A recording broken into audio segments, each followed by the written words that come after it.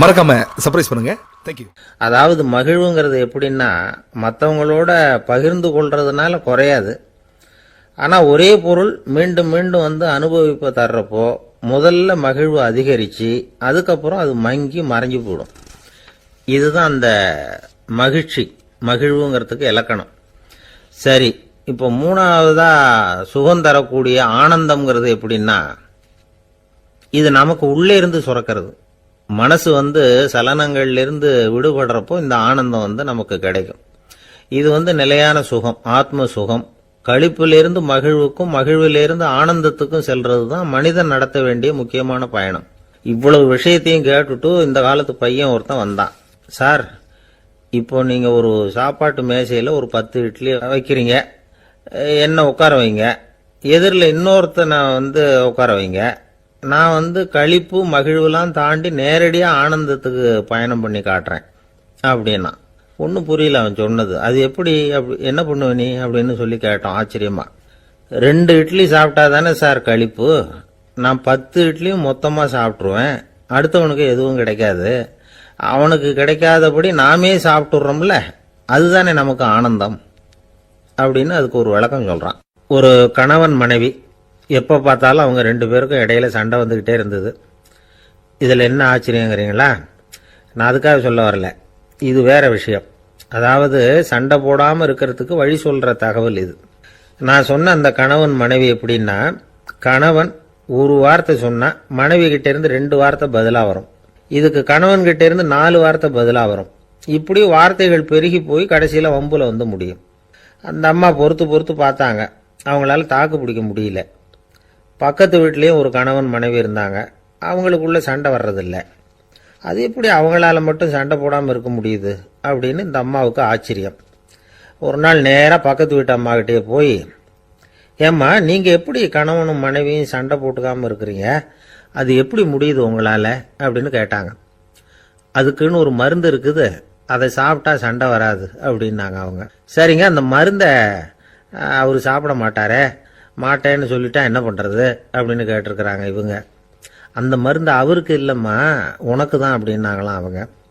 அப்படியா, அப்படின்னா கொடுங்க, ரொம்ப நல்லதாக போச்சு, அதை எப்படி சாப்பிட்றதுங்கிற விவரத்தையும் சொல்லுங்கள், எங்கே அது கிடைக்குங்கிறதையும் சொல்லுங்கள், வாங்கிக்கிறேன் அப்படின்னு கேட்டாங்களாம் இவங்க. வேற எங்கேயும் போய் வாங்க வேண்டாம், என்கிட்டே இருக்க அந்த மருந்து, அதில் கொஞ்சம் தர்றேன், வாங்கி வச்சுக்க. உன் வீட்டுக்காரர் உன்னோட சண்டையை ஆரம்பிக்கிறப்போலாம் நீ இந்த மருந்தில் 1 ounce வாயில் ஊற்றிக்கணும். அதை உடனே குடிச்சிடக்கூடாது, ஒரு 5 நிமிஷமாவது அது வாயில் இருக்கணும், அதுக்கப்புறம் குடிச்சிடலாம் அப்படின்னு சொல்லி ஒரு பாட்டில் மருந்தை இந்த அம்மா கிட்ட கொடுத்து அனுப்புனாங்களாம். மருந்தை எடுத்துக்கிட்டு இந்த அம்மா வீட்டுக்கு வந்திருக்கிறாங்க. வீடு பூட்டி இருந்ததுனால கணவன் வந்து வாசல்லையே காத்துக்கிட்டு இருக்கிறான். மனைவியை கண்டதும் சண்டை போட ஆரம்பிச்சிட்டான். வீட்டை பூட்டிவிட்டு எங்கே போய் தொலைஞ்ச, எவ்வளவு நேரமாக ஒரு மனுஷன் வாசல்லையே காத்துட்டு கிடக்கிறது, அப்படி இப்படின்னு கத்த ஆரம்பிச்சிட்டான். மனைவி இதுக்கு பதிலே சொல்லலை. அந்த அம்மா பேசாமல் வீட்டை திறந்தாங்க, சமையல் அறைக்குள்ளே போனாங்க, 1 ounce மருந்தை வாயில் ஊற்றிக்கிட்டாங்க. அன்னைக்கு சண்டை வந்து மேற்கொண்டு வளரவே இல்லை, நின்றுட்டுது. மருந்து பரவாயில்லை. அதுக்கப்புறம் பல சந்தர்ப்பங்களில் சண்டை வரும் போல் இருக்கிறப்போலாம் இந்த மருந்து அதை நிறுத்தியிருக்கு. பிரமாதமான மருந்தாக இருக்குது இதை கொஞ்சம் அதிகமாகவே வாங்கி வீட்டில் வச்சுக்க வேண்டியது தான் அப்படின்னு முடிவு பண்ணிட்டு இந்த அம்மா மறுபடியும் பக்கத்து வீட்டு அம்மாக்கிட்ட போனாங்க. எவ்வளவு விலையானாலும் சரி, நான் காசு கொடுத்து வாங்கி வச்சுக்கிறேன், எந்த கடையில் இருக்குது இந்த மருந்து சொல்லுங்க அப்படின்னு கேட்டாங்க. இந்த மருந்துக்கு விலையே கிடையாதுங்க, இலவசமாகவே கிடைக்கும்னாங்களாம் அவங்க. அது எப்படி விலை இல்லாமல் இதை விற்க முடியுது அப்படின்னு கேட்டாங்களாம் இவங்க. அது மருந்தாக இருந்தால் தானே விலை வைக்கிறதுக்கு, அது வெறும் தண்ணி தானே அப்படின்னாங்களாம். வெறும் தண்ணியாக சண்டையை நிறுத்துது அப்படின்ட்டு இருக்காங்க இவங்க. அது சண்டையை நிறுத்தலை, உன்னோட மௌனம் தான் சண்டையை நிறுத்துது. நீ வாயில் தண்ணியை வச்சுக்கிறதுனால எதிர்த்து பேசுறதில்ல, அதனால் உன்னுடைய கணவர் கோபம் வந்து சாந்தமாயிடுது அப்படின்னாங்களாம் அவங்க. இந்த கதையிலிருந்து சண்டையை நிறுத்துற மருந்து எதுன்னு தெரிஞ்சுக்கிட்டோம் இல்லையா? ஒருத்தர் என்ன பண்ணாரு, பாட்டிலில் வந்து தண்ணியை ஊற்றி வச்சுக்கிட்டு அவர்கிட்ட வர்றவங்களுக்கெல்லாம் இதை சிபாரிசு பண்ணலாம்னு நினச்சிக்கிட்டு உட்காந்துருந்தார். ஒரு அம்மா வந்தாங்க. இதை கேட்டுவிட்டு இதையே ஒரு மருந்து மாதிரி கொடுக்கலாம்ங்கிறது அவர் முடிவு. அதனால் பாட்டிலில் தண்ணியை அடைச்சி வச்சுக்கிட்டு அதில் கலருக்காக என்னத்தையோ ஒரு ஜீரகம் அது மாதிரி எதையாவது கலந்து வச்சுக்கிட்டு ஒரு மருந்து மாதிரி ஒரு பாவனையில் வச்சுக்கிட்டு உட்காந்துருக்காரு. யாராவது வீட்டில் சண்டைன்னா என்கிட்ட வாங்க மருந்து தரேன்னு. ஒரு அம்மா வந்தாங்க. எனக்கும் என் வீட்டுக்காரருக்கும் அடிக்கடி சண்டை வருதுங்க அப்படின்ட்டு இருக்காங்க. கவலைப்படாதம்மா, நான் ஒரு மருந்து தரேன்னு சொல்லி வீட்டுக்குள்ளே போய் ஒரு பாட்டில் எடுத்து வந்து கொடுத்தார். பாட்டிலில் இருக்கிறது என்னங்கிறத சொல்லிவிட்டா அது பேரில் மரியாதை வராது இல்லையா, அதனால் சொல்லலை. அந்த அம்மா வாங்கிட்டு போனாங்க.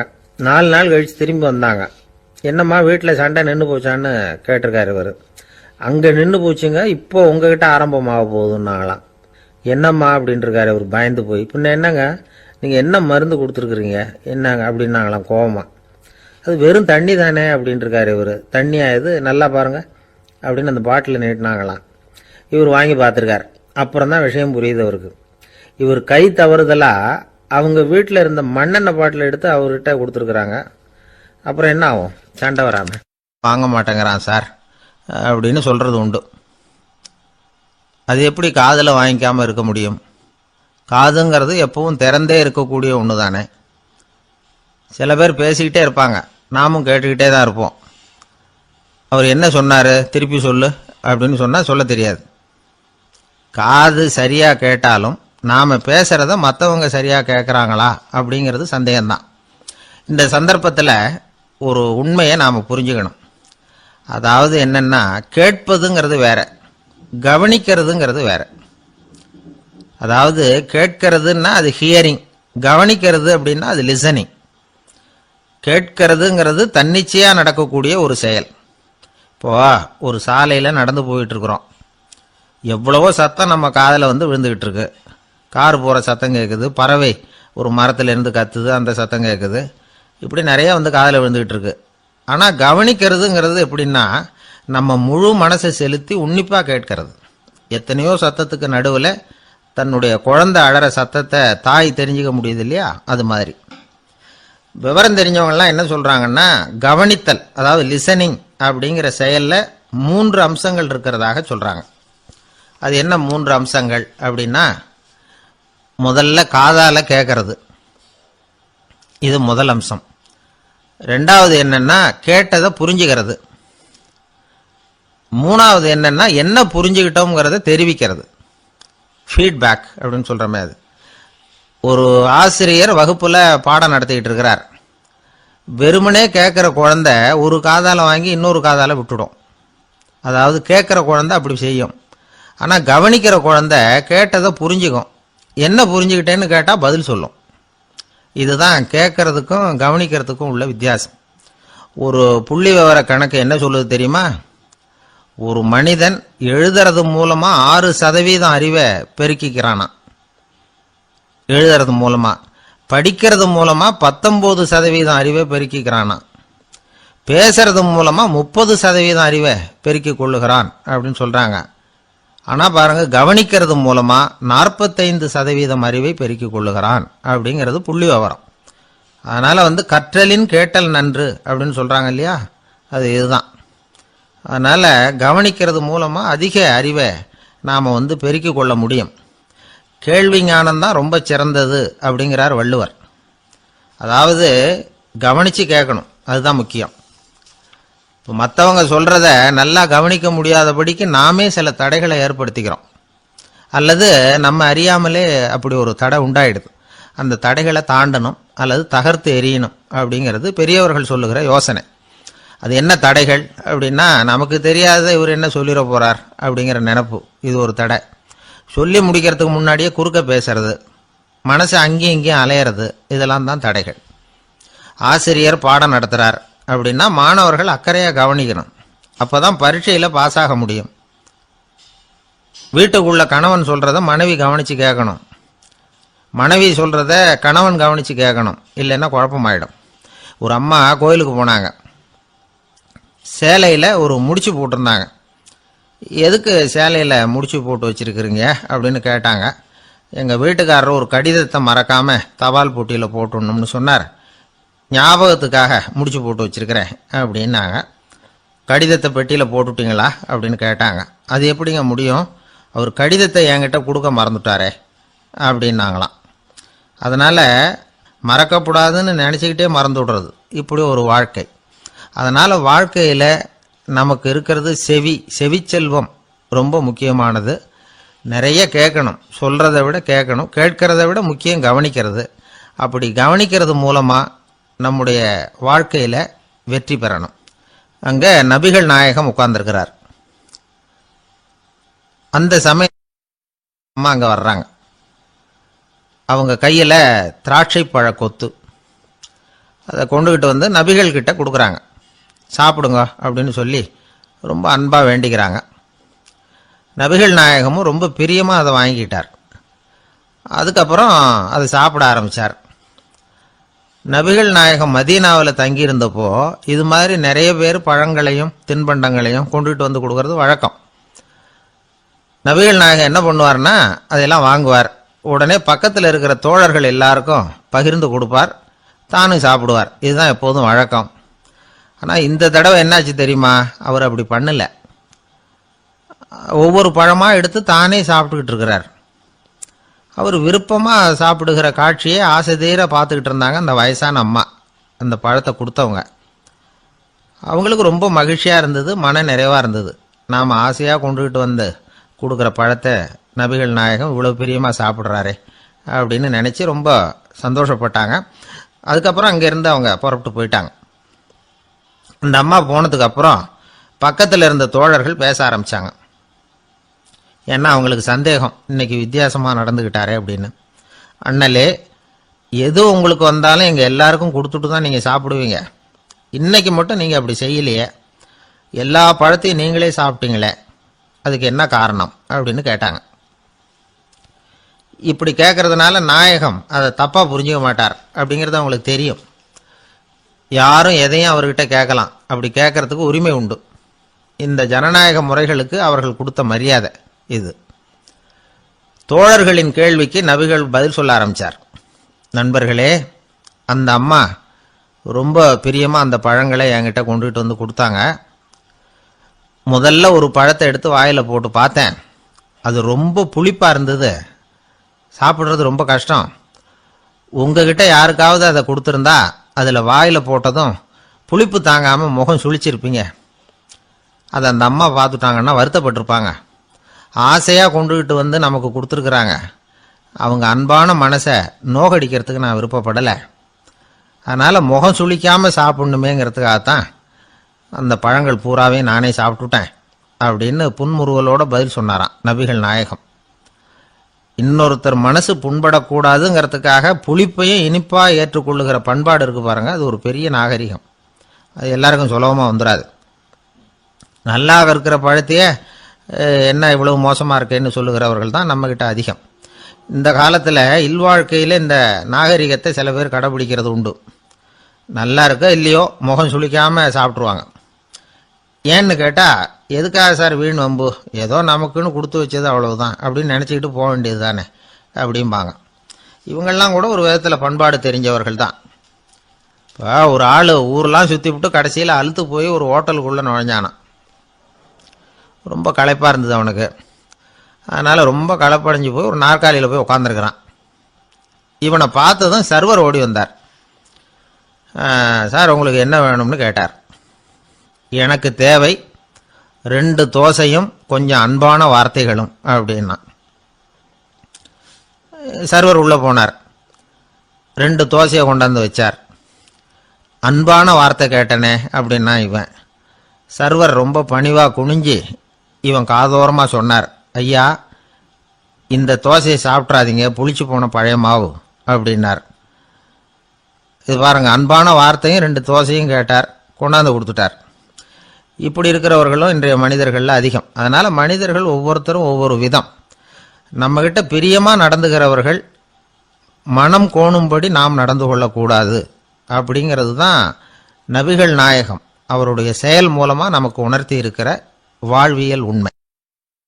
கழுதைய நண்பர்கள் எங்கே போனாலும் சேர்ந்தே போவாங்க வருவாங்க. அப்போது அந்த கழுதை கொஞ்சம் கவலையோடு பேச ஆரம்பிச்சுதான். அதோ பாரு, அங்கே ஒரு புதர் தெரியுது இல்லையா, இந்த புதருக்குள்ளே ஒரு சிங்கம் இருக்குது. அந்த பக்கமாக நான் போகிறப்போ வர்றப்போலாம் அது என்கிட்ட வம்பு வளர்க்குது, தகராறு செய்யுது, என் மேலே பாயுது, என்னை தாக்குது, ஏன்னு தெரியல அப்படின்னுது. இதை கேட்டதும் அந்த குரங்கு சொல்லிச்சு, இனிமேல் கவலைப்படாத, இந்த தடவை நான் உன்னை காப்பாற்றுறேன்னுது. அதுக்கப்புறம் ஒரு நாள் அந்த குரங்கும் கழுதியும் அந்த புதர் பக்கமாக போய்கிட்டு இருந்தாங்க. எதிர்பார்த்தது மாதிரியே நடந்தது. அந்த சிங்கம் எதிரில் வந்தது, கழுதியை பார்த்தது, உடனே அது மேலே பாய ஆரம்பிச்சுட்டுது. அவ்வளவுதான். உடனே இந்த குரங்கு என்ன பண்ணுச்சு தெரியுமா? கிடுகிடுன்னு ஒரு மரத்து மேலே ஏறி உட்காந்துக்கிட்டுது. அங்கே உட்காந்துக்கிட்டு கீழே அந்த கழுதையும் சிங்கமும் போடுற சண்டையை வேடிக்கை பார்க்க ஆரம்பிச்சுட்டுது. கொஞ்ச நேரம் கழித்து அடிபட்ட காயத்தோடு அந்த கழுதை மெதுவாக நடந்து வந்தது.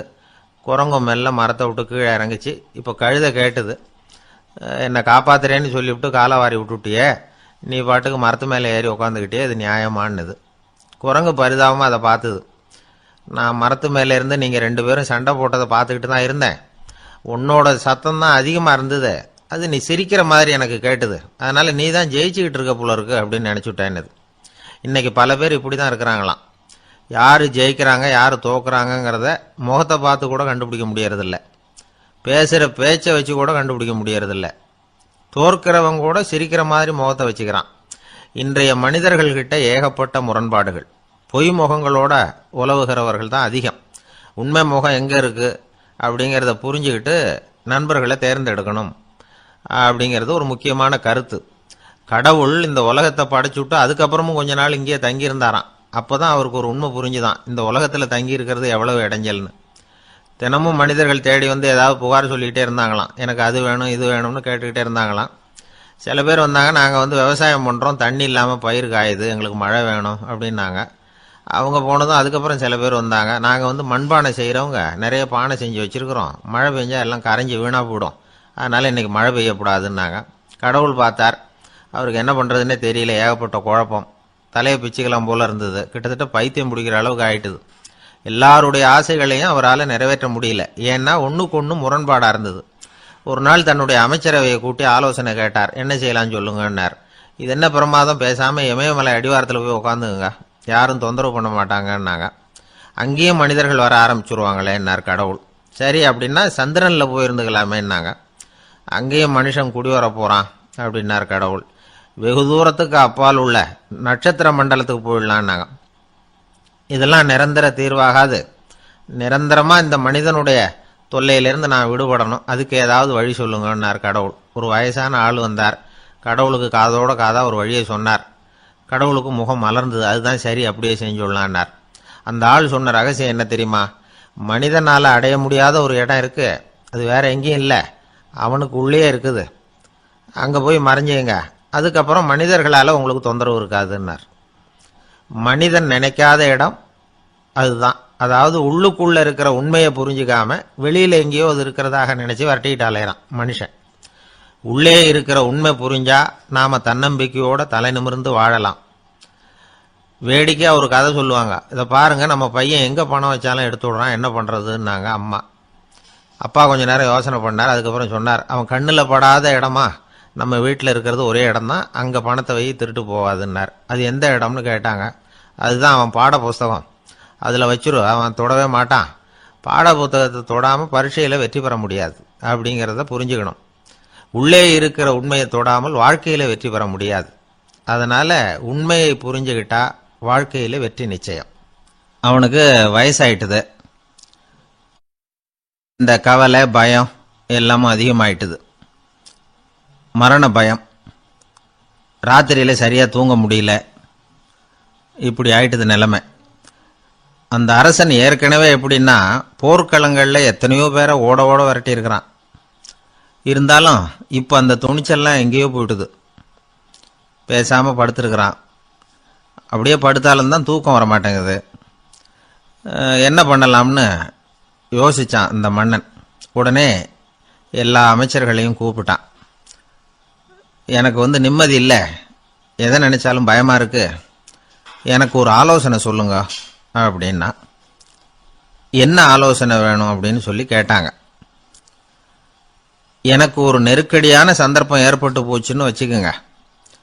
அந்த நேரத்தில் நீங்கள் யாருமே என் பக்கத்தில் இல்லை ஆலோசனை சொல்கிறதுக்கு அப்படின்னா, அந்த சமயத்தில் எனக்கு உபயோகப்படுற மாதிரி ஒரு வாசகம், பொன்மொழி ஏதாவது சொல்லுங்க. அதை நான் என்னுடைய வைர மோதிரத்துக்கு அடியில் பதிச்சு வச்சுக்கிறேன் அப்படின்னார். தேவைப்படுறப்போ உதவும் அப்படிங்கிறதுனால. அவர் போட்டிருந்த மோதிரமும் அதுக்கு தகுந்த மாதிரியே திறந்து மூடுறது மாதிரி அமைஞ்சிருந்தது. ஏதாவது வாசகம் எழுதுனா உள்ற வச்சுக்கலாம், அதுக்கான வசதி அதில் இருந்தது.